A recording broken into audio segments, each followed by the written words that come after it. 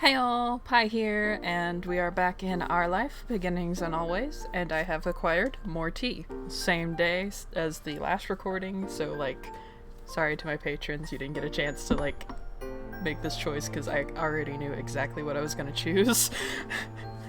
I was never mad.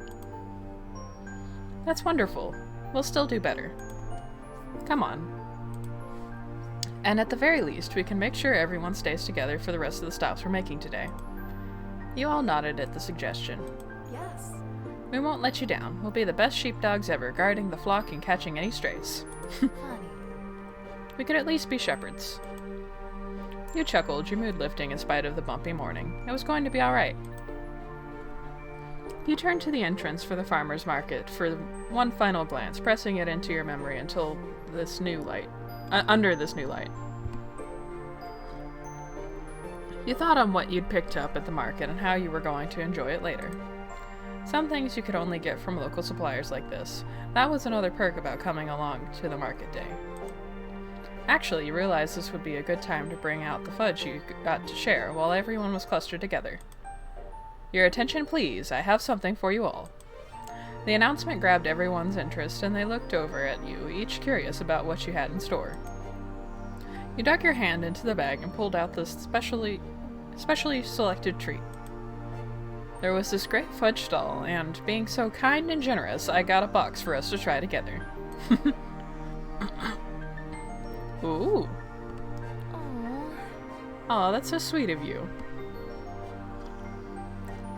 The Holdens were matching grins at the prospect of free dessert, their family resemblance more notable as they mirrored each other's expression. Cute. Sweet is the right word for this. Thank you very much, Joy. Yeah. Yeah, thank you. You're fantastic. Great, I can't wait to bust it open. We should save it for tonight. You can't properly enjoy a treat when there's still chores to be done. Besides, we don't want to make a mess with it melting in this heat. The others murmured their agreements and nodded, reaching a consensus. You stowed the box away safely for now. That shit's gonna be completely melted by the end of the day, I hope you all know. Cove then sidled up next to you, an eager smile on his face. You could tell from his expression that he was up to something. Thanks again for getting fudge. It was really cool of you. You knew he hadn't come over just to thank you individually, not with that huge smirk. What are you up to, boy? I got something to share too, but well, only really with you. I guess I'm not as nice. Oh well. You are precious. Don't ever change. You've been plotting your own scheme? He laughed. Anyway, well, I sort of picked something out with you in mind. You held a hand to your chest, staring at Cove as he explained further. I mean... Since your mom's decided we should shop separately, I figured I could use the time to get you something, just as a little surprise. He reached into one of his bags and retrieved one of the wrapped-up objects. You accepted the unexpected present, and he looked on excitedly as you tore off the paper. It was a glass bottle of cool spring water. You didn't need to taste it to know that it would be nice. It was a boutique product. Oh, fancy! Fancy! It was heavy in your hands, the container and smart metal cap reaffirming the quality. Even the label, constructed from coarse paper rather than a filmy sheet of plastic, was distinctive. You were practically bouncing in the anticipation, and he smiled sweetly at your reaction. It's not that big deal. I just thought you might like it. You're so cute. Honestly, you're so wonderful. You were touched that Cove wanted to treat you to something nice. Whether you were physically together or not, you were clearly always on his mind and in his heart. Liz clapped her hands together with the air of a teacher calling for attention. Since the other adults aren't acting like grown-ups, the rest of us are going to have to pick up the slack. It's time to get back on schedule and continue with the rest of the errands. Playtime is officially over. Damn it, Liz. Ma laughed while Mr. Holden grinned awkwardly. Mom hung her head in an exaggerated display of mock defeat. Kids are tough, and I can't even call them kids anymore. Liz tut-tutted with amusement at her mother, Cove shrugged, staying a neutral observer, but the small smile on his face revealed that he was enjoying the conclusion. Sorry, that term has expired. You grinned, letting them know that you were at least partly joking, though really, you and Cove and Liz could hardly be called kids these days. You were glad that everyone was getting along. With that, your trip to the farmer's market was closed. It was time to move on. There were too many of you for one car, so you and Cove wound up in Mr. Holden's car on the way over. You figured it made sense to do the same for the next leg of the journey. You sat next to Cove in the back. After buckling in, Cove leaned back in his seat, letting himself be cushioned by the headrest. Once he'd shifted a little, he appeared to have found the perfect angle for maximum comfort. He gazed out the window, looking suitably content with the world. You followed suit, hunkering down in your seat and looking out the window as the car pulled away from the lot. You knew Cove well enough to spot the signs of when he was physically present but mentally elsewhere. The way he would fall quiet, staring without seeing, the long blinks, all of which he was doing now. The way he would fall quiet, staring without seeing, the long blinks, all of which he was doing right now as he looked at nothing in particular. You closed your eyes as you pulled up the resolve to speak. You waggled your eyebrows at him jokingly. So, what were you lost in thought about? Well, I was thinking about how nice you are. Oh, were you now, Cove? How nice am I, Cove? How nice I am? Yeah. His face grew redder as his hands clenched around the top of his knees. You stared at him, hoping for an explanation, but Cove simply ducked his head. When he next spoke, his voice was barely more than a whisper. I'm lucky I get to be with you. Aww. I feel lucky too. He peeked at you from the corner of his eyes, still too shy to look at you directly. You smiled at him affectionately, eliciting an equally caring smile from Cove in return. You felt content, secure in your relationship with Cove. If I open it now, do I get to share? That is my only question!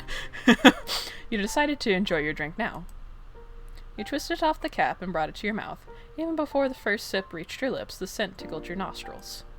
You took a swig. It was refreshing, the perfect way to hit the spot after a long morning trawling through the market. Not bad at all, thanks, Cove. He grinned at you, pleased that his pick had been well received. You're welcome. Aw, I don't get to share. Damn. No indirect kisses for me. You spent the rest of the day completing the remaining errands all together as a group. You were glad that you closed the day with everyone. Ma had been true to her word and ensured that you spent the rest of the time with the Jones family and the Holden family in one place. It had been a wonderful time and a lovely high note to end on. That was so much closer to the end of that step than I thought it was gonna be. I am so sorry, guys. I did not realize how short that one was gonna be. Well, I guess we get to start another one. Yay! Talks. Another placid summer day was drifting by. Your daydreams were chasing each other, but none sticking around long enough to become a firm plan. But you really didn't mind for that right now. A tapping worked its way into those dreams. Focusing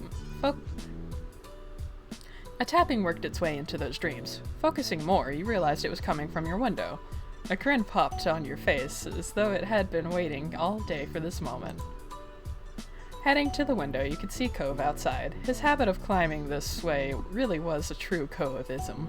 He'd rather scale your house than wait a couple extra minutes for you to come down. This child. You held a hand out to him. You offered Cove a hand to help him. Once he was mostly inside, he took it to help steady the last bit of his entrance. Though considering how many times he'd done this, he hardly needed the help. Nah, it's just an excuse to hold hands. Let's be real.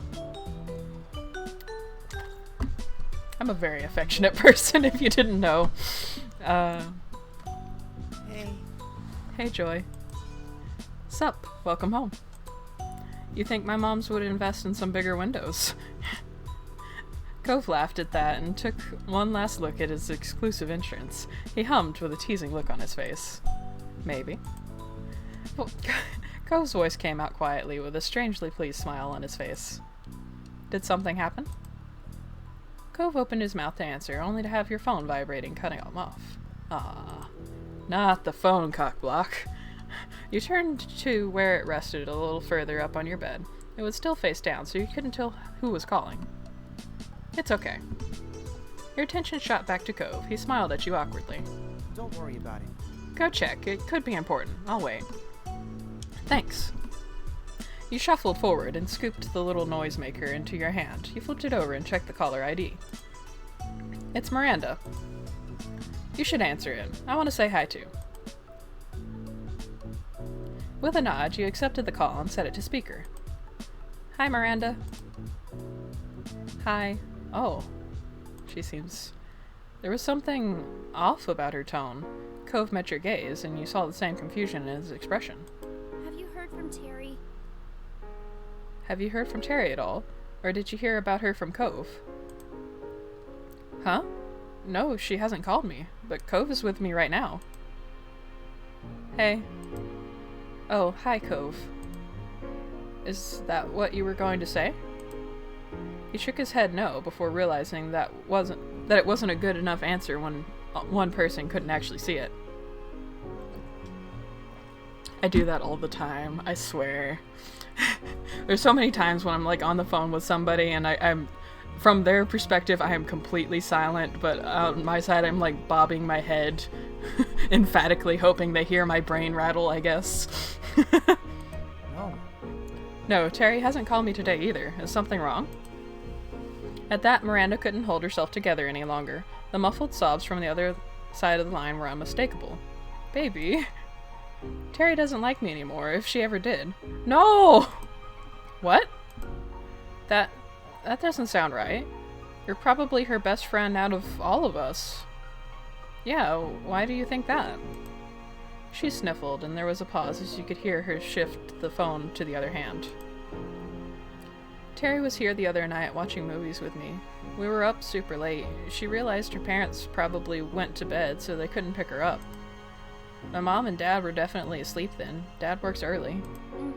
I tried telling her it was okay to just spend the night, and she could text her parents what happened, but Terry really didn't want to. You glanced at Cove. He looked equally unsure as you about where the story was going. It didn't sound like a friendship-ending situation. I suggested things to make it easier if she was nervous, like she could sleep by herself in my room while I stayed somewhere else. Yeah? And I said we didn't have to sleep at all. We could have kept watching movies until one of our parents woke up. I wouldn't have minded. I know not everyone can do sleepovers, but Terry wouldn't even tell me what was really wrong or what I could do to help. I thought we could tell each other anything. I guess I was wrong. Did she stay in the end? No. No, we got too loud in the kitchen and my dad woke up. He offered to drive her home when he heard what was wrong. She texted me apologizing for my dad having to do that when he needed to rest, but that was it. She isn't talking to me anymore. You could hear every bit of the tears and heartbreak in Miranda's voice. This continued to be a shock for your neighbor, but Cove recovered and spoke gently. I'm really sorry. I mean... There's no way Terry wanted to make you feel this bad, or that she's just done with your friendship because of this. Miranda's sniffing continued. You hope she had plenty of tissues handy. So before we go any further, I have a prediction, and I think I'm right, because honestly it's an easy one to make. But I suspect Terry probably has more than friendship on her mind and kind of freaked out when she was in a situation where she was left alone with Miranda. Very familiar. Luckily, in my extra awkward stage, I never got in this situation personally. Anyway, it's really weird that she reacted like that. You couldn't wrap your mind around it. It seemed so unlike Terry, and maybe that's why it was bothering Miranda so much. Miranda's voice sounded a little bit more collected after finishing her story, but you knew that the crying was far from being done. I thought she'd have reached out to one of you by now. Maybe she's not talking to anyone. Yeah. Sorry for bothering you and Cove about this. Apology accepted, don't worry about it. Right. Right, you can tell us things. Thank you. Her shaking voice finally conveyed a little optimism, or at least relief that she wasn't dealing with it entirely on her own. Is that all right? If you do hear from her or anything, could you let me know if she's alright? We can. Thanks. Let's talk later, okay? Bye. Bye. Bye. That didn't really seem like an especially productive point to end the call, though you also weren't sure where to go from there. Looking to Cove, his face seemed as lost as yours. Well, with no alternatives, you hung up and put your phone back on your bed. Cove crossed his arms, a frown increasing in his face. He began to pace the length of your room, clearly trying to put the pieces together in his head in a way that made sense. You were worried. Biting the inside of your cheek, you stared at the ground. Hearing Miranda so distraught like that was not easy. And what about Terry? The uncertainty was tearing you up. The empty state of your head before learning this was not helping you now. You couldn't put two thoughts together, and flopping back on your bed, you stared into space. You should probably try calling Terry. Co's voice managed to drag you back to some grounding. He'd stopped pacing, but you still saw a perturbed look on his face. Yeah, I'm worried about her too. You bounced up and moved to his side, ready to act on whatever plan you two could come up with. Cove started with the easiest thing. He pulled out his phone and called Terry. Cove let it ring, and ring, and ring, and ring. Terry didn't answer. There wasn't even an option to leave a voice message. Oh no. Your shoulders slumped, and Cove looked even more troubled, if that was possible. He turned to you as if for some lifeline. Could you try calling? I'm gonna send a text, just like, hey, I was trying to reach you, call me, or something. Yeah. You took up your phone once more. Unfortunately, after another set of interminable rings, the line went dead. No answer, no voicemail. Hanging up, you saw Cove visibly deflate. He rubbed his arm, eyes distant, openly struggling with the whole affair. I don't like this at all. They're fighting. We barely know anything, and we're supposed to just wait and see? Despite it only being a minute since he texted Terry, Cove checked his phone again. He was desperate for progress or for something, and you frowned as you watched him. You need to try to relax. Cove stared hard at the screen as though he was trying to will a new message to appear. As your words sank in, his gaze slid over towards you. Just a little bit? Come on, you're working yourself up. Closing his eyes, he took a deep breath and released it slowly. It wasn't much, but you could see him ease up slightly. Yeah, you're probably right. Cove was still gripping his phone with both hands as though it might fly away if he let go. He looked to you with almost painful earnestness. Should we... What do we even say if we do hear from one of them? His pacing resumed as he attempted to answer his own question. But it was written all over his face that he had no idea how to tackle any of this. He slowly came to another halt, like a gear winding down. We should find out Terry's side of the story. Nothing could be done until you knew what she thought of this, that much was certain. Cove nodded slightly in agreement. For several minutes you both remained there in silence, drowning in your thoughts. Eventually Cove turned around. I'm gonna text Terry that we already know what's going on. Maybe she'll have an easier time talking to us, because she won't have to pretend or explain. I think you're pushing too much. Cove's eyebrows grew together, and his grip on his phone tightened. Cove, just because you're upset doesn't mean you can cross lines, especially when we still don't know the whole story. Cove bit his bottom lip. You could see in his posture that you'd made sense to him, but he was fighting his desire to agree with you and keep going with his own way. You felt bad for him, and your friends, and yourself too. You bit your bottom lip, trying to gather your thoughts. There was just so much to consider. Miranda's sadness, whatever was wrong with Terry, and now Cove. But the last thing you needed was to fight with him. Finally, it seemed to dawn on him what his words had been doing to you. All the anger and frustration crumbled away, leaving a look of contrition in its place. He put his phone away. He made an effort to smile, but it was meager and did nothing to conceal the sadness in his eyes. I'm sorry. I'm really sorry, Joy. I never know what to do with this kind of thing. Maybe we should just forget about it. You simply nodded back. There was a part of you that worried it wouldn't be long before Cove pulled his phone out again, but you were relieved that he had put it away. The last thing you wanted was to fight with him, especially over this. Taking a deep breath in and out, you were thankful for progress of some sorts. A silence stretched on in what felt like for hours, but it likely wasn't that long before there was a knock at the bedroom door and Mom peeked in. Just wanted to check in on you. Oh, Cove, when did you get here? Well. When she saw your morose expression, she opened the door all the way, and the question was dropped. Ma was standing there as well. She slipped past her wife to come inside your space. Everything okay? What's with the long faces? Are you both okay?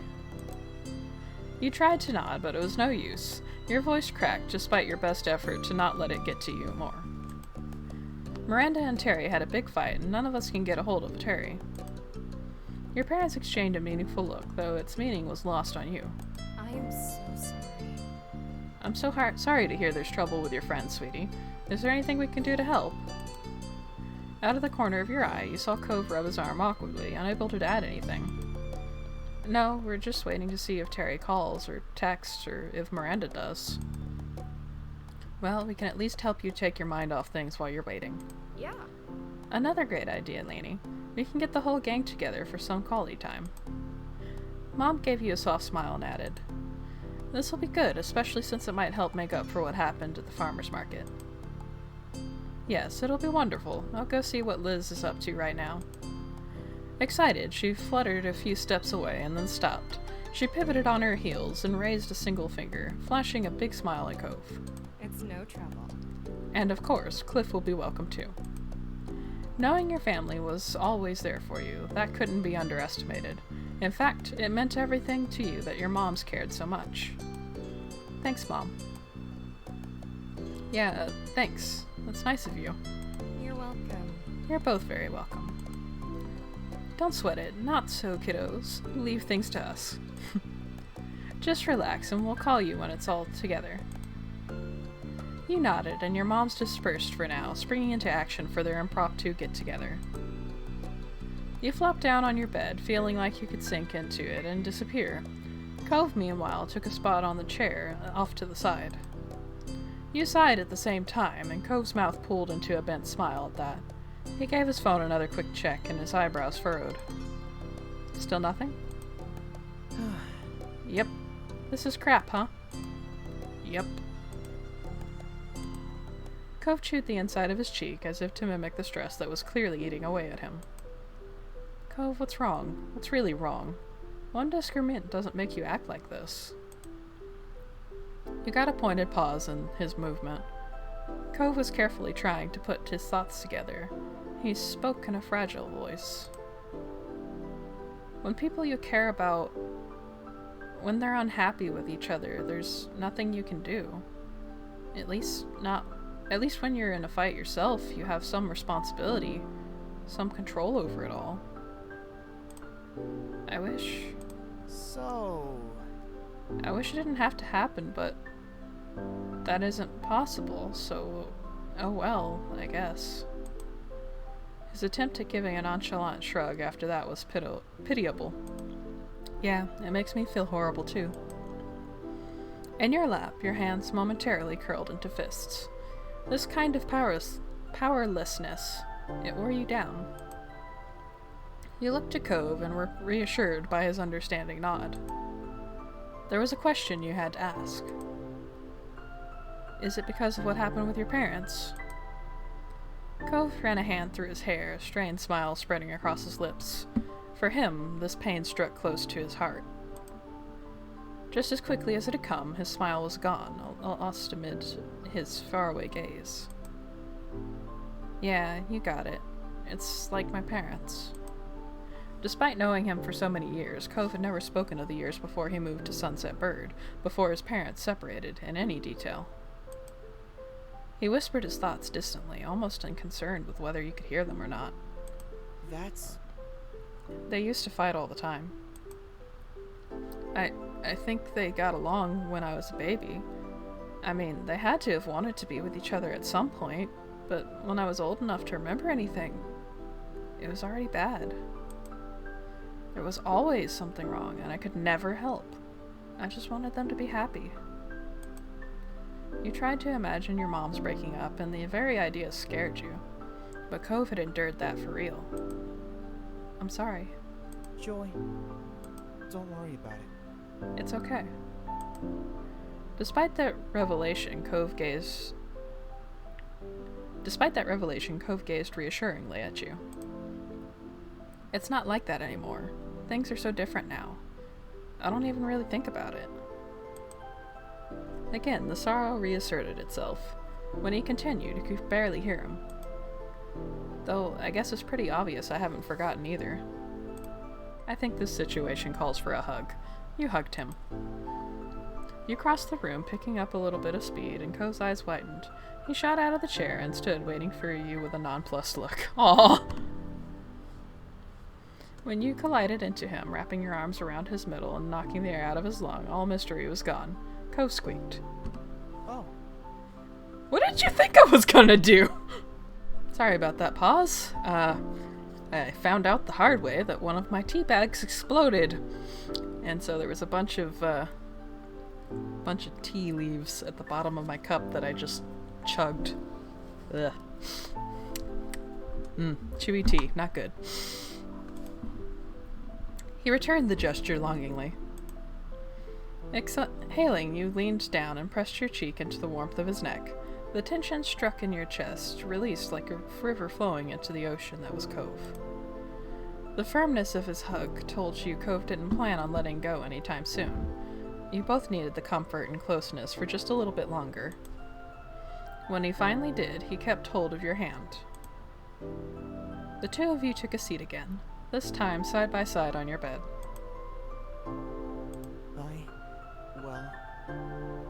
Today was a lot, huh?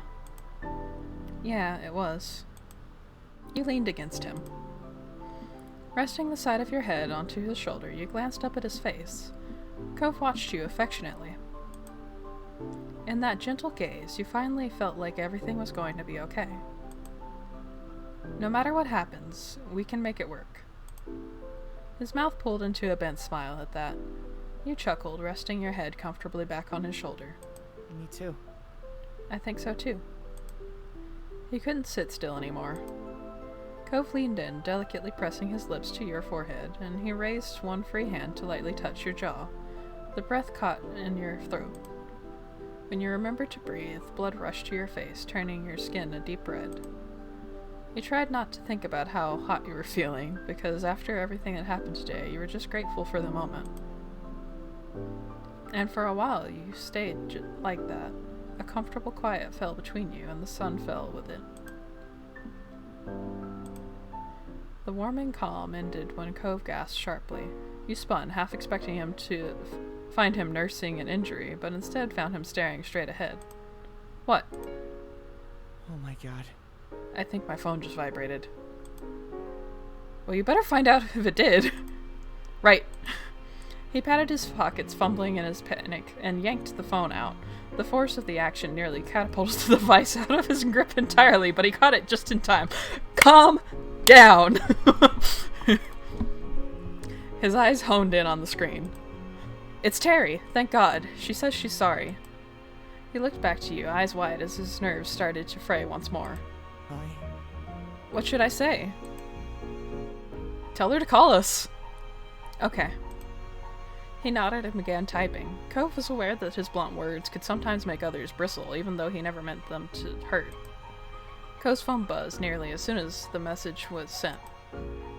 It's Terry again. She's talking to us. You leaned in, watching the conversation unfold on Cove's screen. Right. She's gonna actually call. Cove held his breath as you waited. His circle of friends had always been small, so he managed to avoid the stress of seeing friends fighting. You suspected he was feeling this even more keenly, both because this was so uncommon and the friends so important to him. His phone rang out. Cove jammed the answer button.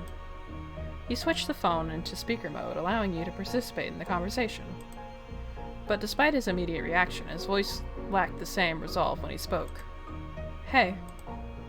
It was tentative, a white flag fluttering in the wind. Joy is here too. Hey, Terry. Hey. Hey, buddies. Terry's voice was barely recognizable without her usual quick patter and energy. Are you okay? I don't know. Probably not. Cove tensed, his free hand coiling into an anxious fist. What happened? You heard Terry sigh over the phone as she unburdened herself. Pretty much, I was at Randy's house. We decided to watch some movies she super liked that I'd never even seen before. Turns out there was a lot of those. We watched one, then another, and another. We were having so much fun. Each time one finished, she had another one to share with me. I didn't really think about the time. I only wanted to say yes to Randy and watch her movies. She spoke wistfully, but her words were full of affection.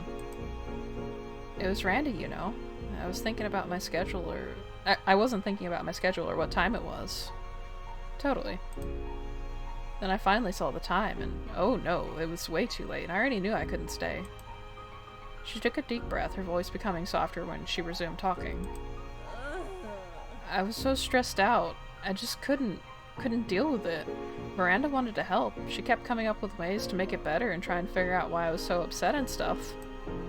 I was trying to answer her questions, and there were so many, but I couldn't really answer all of them. I didn't even know why some of her ideas didn't work with me.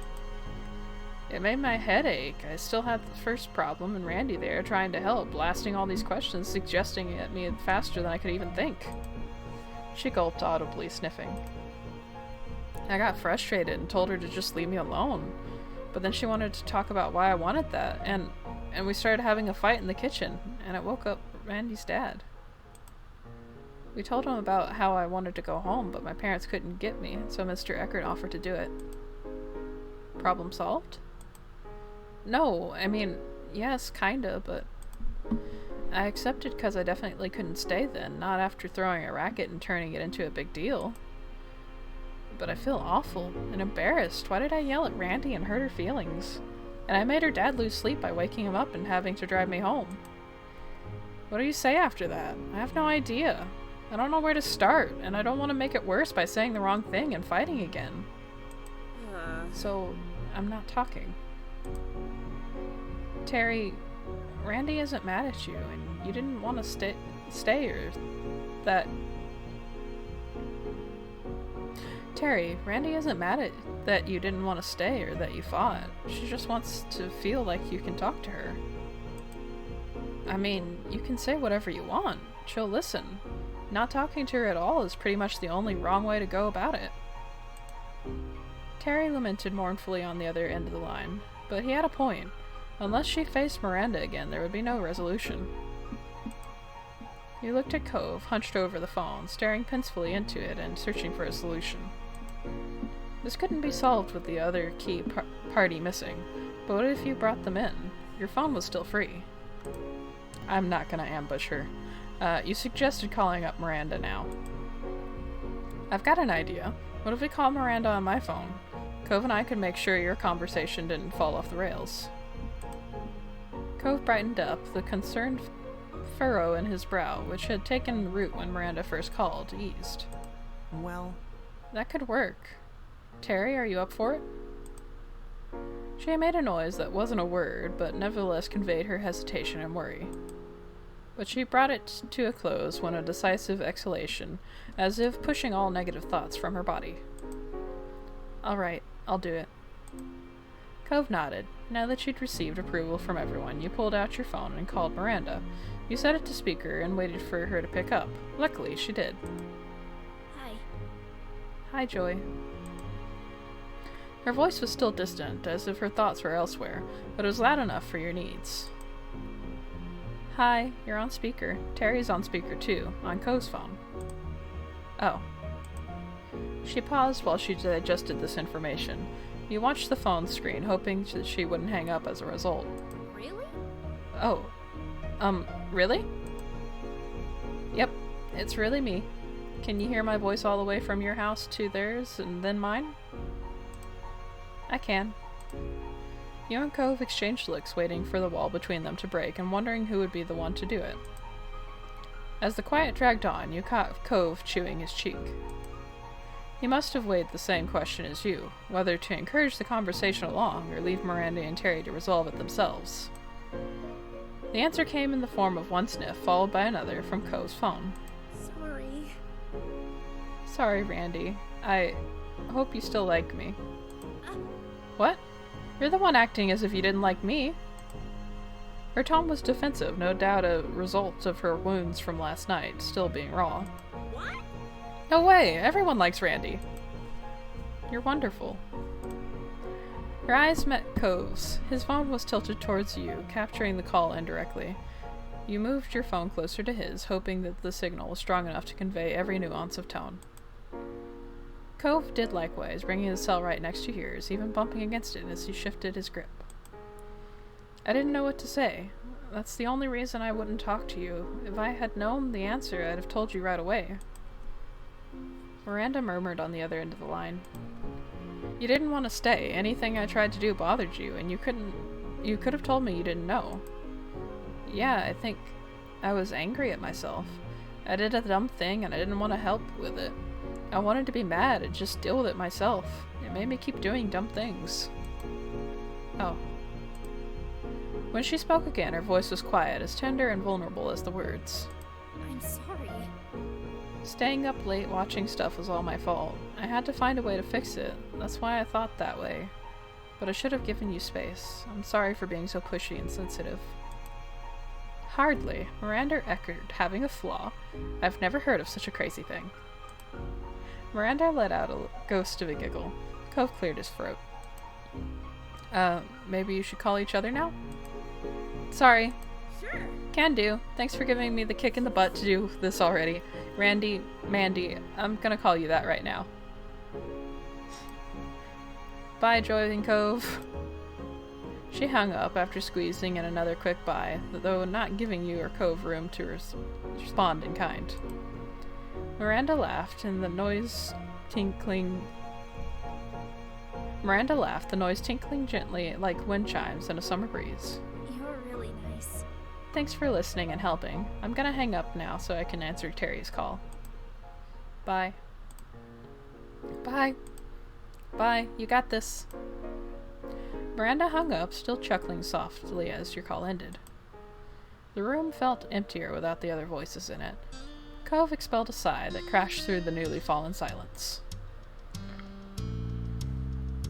He dropped his arms to his sides, letting his head hang down like a puppet at rest.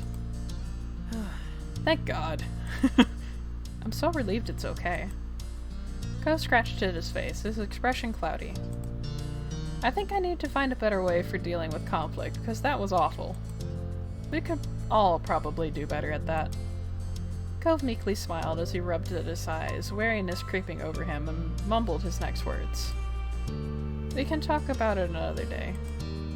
Conflict resolution methods? Huh? Huh? Oh, no, forget it. Your eyebrows rose, and then a light bulb went off in your head. Before Miranda called, didn't you say there was something you wanted to say? Cove's original visit had been thrown so off-kilter that it was a struggle to wind your memory back to when he had first turned up. Now you did, though. You remembered that he had been perky when he'd arrived this afternoon. Was it good news? Cove brushed his hand against his now folded arms shyly. Well, yeah, maybe. I'm not exactly sure it counts as news, or even good. It just is what it is. I'm happy about it, though. Come on, no more hints. You gotta tell me now. Cove chuckled awkwardly, a hand creeping up to ruffle the hair on the back of his head. It's fine. If you want to hear, I can tell you. He shifted on his feet as if a different posture might give him the support he needed for the conversation. I didn't want to make a big deal, but I kind of... Well, not kind of. I just know what my sexuality is now. Growth! Oh! A real subject change, huh? He chuckled. True, it was unexpected, but you were excited that Cove had come to understand himself more, and glad he wanted to share that with you. Ah, that's great. Tell me. Cove drew a breath, straightening up. I'm demisexual. So, you know, most of the time I don't really have those kind of feelings. Physical wants and stuff. It's only in some situations, when I'm already really emotionally and romantically connected to someone, that I start to ever think about anything sexual, and it's only with them. I hadn't heard the term until pretty recently, and it just made a lot of sense once I knew what it meant. I had a word that fit how I felt. Cove!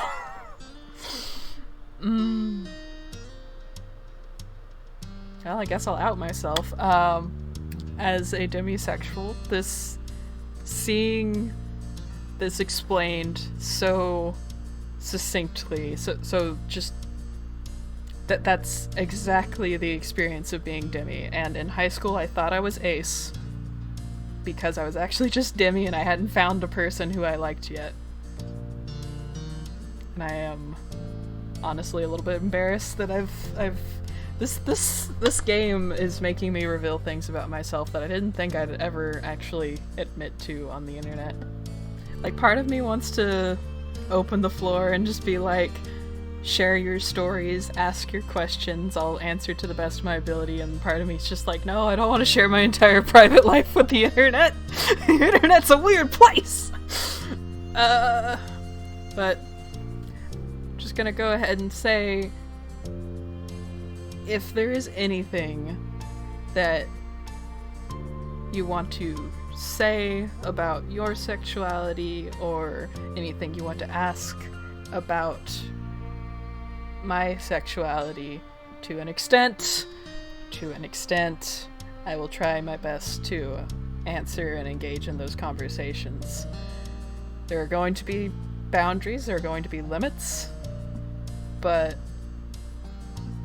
I'm gonna try to be open with this community. I hope I don't regret this, guys. Do not make me regret this. That is the only thing I ask. Yeah. And I'm pan-romantic, because I've never had a preference for a specific gender or anything. So, yeah. That makes sense. Cove looked down at the floor. Being so open and direct about a matter that personal, which you were sure he'd spent a long time trying to figure out, seemed to be kind of weird for him. Despite that, there was a small, proud smile on his face, and when he looked up again, his gaze was steadfast. I am so torn! Part of me is like, be the good SO, like, be comforting, try to, open him up, understand, start a conversation, and the dick part of me is just like, fuck with him.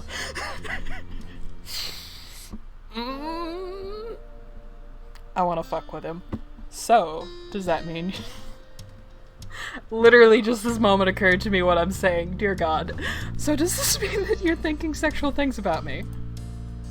Cove flushed and frowned equally hard at the statement. He struggled to get out a response. Yeah? What kind of thoughts? Joy, you don't need to ask that. Aw, you weren't sure what that was true, but couldn't help chuckling at how bashful he was. And no matter what, you wouldn't be getting a more explicit response than that right now. The topic was dropped.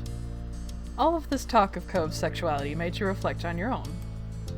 Your feelings on yours hadn't wavered. Cove had known for years now.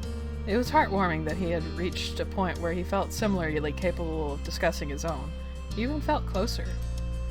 You felt his tiredness deep in the marrow of your bones. It had been a tiring day. Now everything was neatly wrapped up. For today at least, and you had earned a rest. But you had had some good talks, and come out of it not only knowing each other better, but yourself too. Hey. Hey, we should probably head downstairs soon, if your moms are still wanting everyone to get together. Yeah, that's right. With a renewed spring in your step, you led the way out of your room. You got downstairs to find others already assembled and waiting. Hi. Hello. Hey. Good to see you both. Hey. Hi.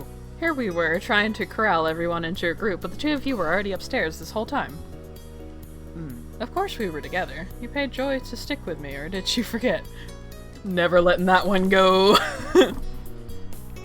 The statement was meaningless to your family, who looked at each other for answers in vain.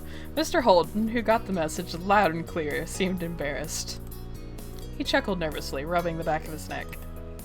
Ouch, son. You always know when to remind me of that one. Uh-huh. Can't let you live it down yet. Can we hear exactly what the secret is? Oh no! The suspense is killing us. Alright, I better get everyone up to speed. He held up his hands, palms out, pacifying his audience, or perhaps holding them up as a shield in advance. That first day I met Joy, I'd been worrying about Cove being alone for the summer. There weren't a lot of kids around, and he wasn't exactly the best terms with me at the time. He glanced around at your family, gauging their responses. I felt like this was my one shot, so I kind of offered them $20 to be friends with Cove, and added that they couldn't tell him about it. Liz gasped. Mom was staring incredulously at Mr. Holden, while Mom's eyebrows had retreated into her hairline. You and Cove, already knowing the story, were the only ones unaffected. But after a while, I really did honestly forget it even happened. He raised his hands higher, now level with his shoulders. Not a bad idea, you thought. If Mom felt inclined to throw a cushion at him, he'd probably manage to block it in time. I know that's bad, but I've had so many grand ideas over the years, it's hard to keep track of them all. Cove smiled, placing his hands on his hips and shaking his head at his father's antics. Seriously? I can't believe you. Though, also, I totally can. Your moms were less indulgent. The shock had ebbed away to displeasure. Mom's foot was tapping rapidly as she frowned at the next-door neighbor, while Ma had her arms crossed over her chest and her lips pursed. I'm sorry, Joy. And I'm sorry to your parents, too. That was way out of bounds. Don't worry about it. Everything worked out. Your moms gave each other that look, where they seemed to communicate with eyes alone. Alright, well, that's that then. And it won't happen again. It definitely won't! Good. It was a little surprising that they were letting him off the hook. But on the other hand, it was a long time ago now, and you were sure your moms remembered those painful early days of Cove's arrival too. Mr. Holden wasn't a potential bad influence anymore, so a lecture would be pretty moot. Instead, your mom gave him a lenient smile. In that case? Now that it's settled, why don't we find something to do? Nods of agreement cascaded through the group in a couple of waves at the suggestion. Mr. Holden's shoulders slumped with a release of tension. He brought his hands down, tucking them away into his pockets. How about cards? There was a murmur of interest from the others. That was fine with you. Most of the group was eager to play, but Mr. Holden was demurring. I think I'll sit out on this one. Where's the fun in that? Join in. We're not too angry with you. Yes, and I know there's a lot of people, but we can make it work. Mr. Holden shrunk into himself, embarrassed by their attention. Dad, you love playing cards. We do it at our house all the time. Dad? Mr. Holden broke under the combined forces of everyone's attention. Cove, you're an adult now. You deserve to know the truth. I used to throw the card games so you could win. I put up a good fight, but I always made sure to lose a lot more rounds than I won. He toyed with the end of his ponytail, clearly distressed at the second great secret he was revealing today. I know people want to be taken seriously, and fake wins don't mean as much, but I couldn't help myself. It's so much better when everyone else got the chance to be victorious. Kyra knew and went along with it. Cove laughed in disbelief that this was the thing his dad stressed about hiding after the stunts he pulled over the years. He's done some shit, man, and this is what bothers him most. So what? Lots of parents do that. I hadn't guessed it, sure, though looking back it does make sense. That's right. What's the big deal, Cliff? You can finally take the kid gloves off and give them a run for their money. Maybe even actual money in your case. Mr. Holden smiled coyly, his gaze lowering. I'm not sure that's a good idea. Why? And why not? He waved his hands expansively, the movements fluid and vague. It's just, actually, I am something of a card shark. I used to make lots of fast cash off games. Casual players don't have a shot unless it's a game of pure luck. Cove's jaw hung open, his eyes fixed on his father. Really? There was a touch of amazement, even admiration, nestled among the shock. The other members of the Jones family exchanged looks ranging from Liz's disbelief to Mom's intrigue, with Ma somewhere in the middle between the two. You can't simply make a claim like that and expect us to go along with it. Let's see you back it up, Shark Man. Mr. Colton gave a crooked smile, and his demureness quickly being replaced with the confidence of someone very skilled or very misguided. Are you sure about that? Definitely. We've got to see this so-called non-casual player in action. Well, I might be able, though who knows? Maybe I've gotten rusty. His coyness continued to rile up the gang, and he was getting a kick out of it now. Please? Come on, please. Alright. Alright, I can dust off the old tricks. Don't go easy on us. Cove beamed at his father while Mom clapped Mr. Holden on the back. Liz started off to get a deck of cards while the rest of you settled in for the game. Hands were dealt. Mr. Holden wasted no time proving his words true, wiping the floor with all of you. You played several rounds, even switching games, but none of you were a match for him. That was how the alliance came to be forged. The rest of you joined forces against Mr. Holden only, just trying to increase the odds of beating him. With your combined efforts, you pulled out a few victories, yet it was still a challenge. He was clearly a professional. If these were his skills now, rusty with disuse, you couldn't even imagine what a deadly opponent he had been in the past. Despite that, you still had fun. Working cooperatively actually fostered a sense of camaraderie with the others. Mr. Holden didn't appear fazed by the strategy. You actually wondered whether the increased challenge made it more interesting for him. You spent the rest of the afternoon together with your family and the Holdens, having fun. It was an interesting evening for sure, with many discoveries for everyone. It was freezing, and yet simultaneously you felt more tied together than you had before. Damn, these are going fast now. Alright. Am I reading faster or like these parts shorter? I don't know. I do not know. But just gonna put that out there. I'm gonna regret this later. But if anybody wants to have honest, wholesome conversations about sexuality down in the comments, I will be willing to engage in that. I know it's a very personal, very sensitive subject, so there is no pressure to share more than you're comfortable with. And please, for the love of all that is good and holy, do not ask me or anybody else questions that you would not ask your straight cis friends. Okay? That's the bar. That is the bar. If it wouldn't be appropriate to ask your straight cis friend, it is not appropriate to ask the non-straight cis people, okay? We good? Rules established? Please be civil. No yelling, no screaming, no making each other feel bad. Please, please, please keep it civil. If I see anything hateful, anything that gets too aggressive, people are getting their comments deleted and possibly, blocked from commenting again. So, behave, alright?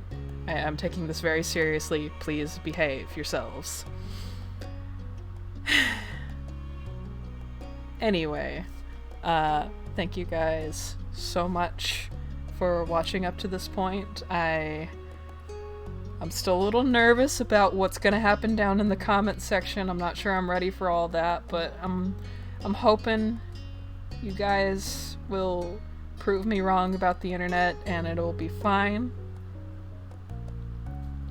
But anyway, I will see you in the next episode in 2 weeks.